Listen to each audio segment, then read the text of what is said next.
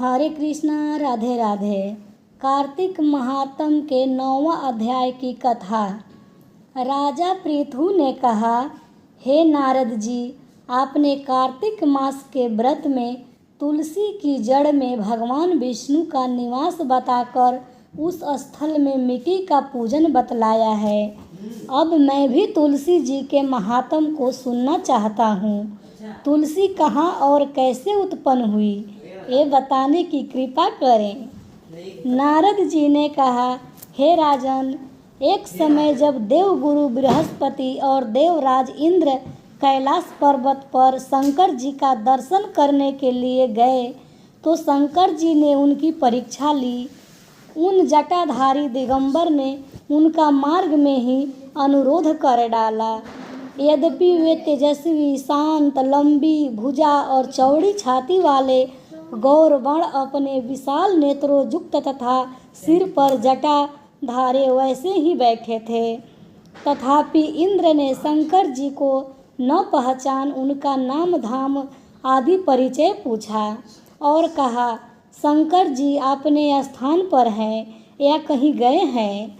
इस पर उसकी तपस्वी ने कुछ नहीं कहा, परंतु त्रिलोकीनाथ के ऐश्वर्य से बभृत होकर इंद्र कब चुप रहते। उन्होंने क्रोध से घुड़क कर कहा, अरे मैं पूछता हूँ, तू उत्तर क्यों नहीं देता। मैं अभी तुझे इस वज्र से मारता हूँ, फिर देखता हूँ तुझ दुमिति की रक्षा कौन करता है।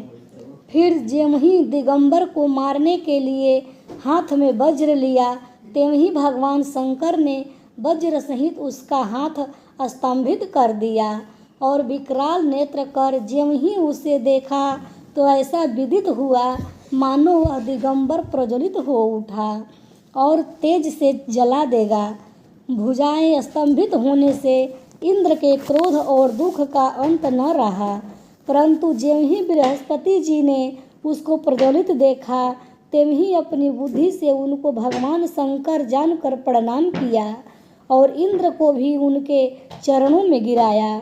फिर बृहस्पति जी बोले कि हे दीनानाथ, अपना क्रोध रोक कर इंद्र का अपराध क्षमा कीजिए।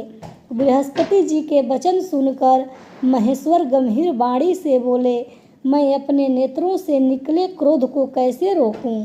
तब बृहस्पति बोले, हे भगवान, भक्तों पर तो दया करनी ही चाहिए, अतः अपना भक्तवत्सल नाम सार्थक कीजिए और इस तेज को शांत कर इंद्र का उद्धार कीजिए। तब भगवान शंकर ने कहा, मैं तुम्हारी स्तुति से प्रसन्न हूँ, तो तुमने इंद्र को जीवन दान दिलाया।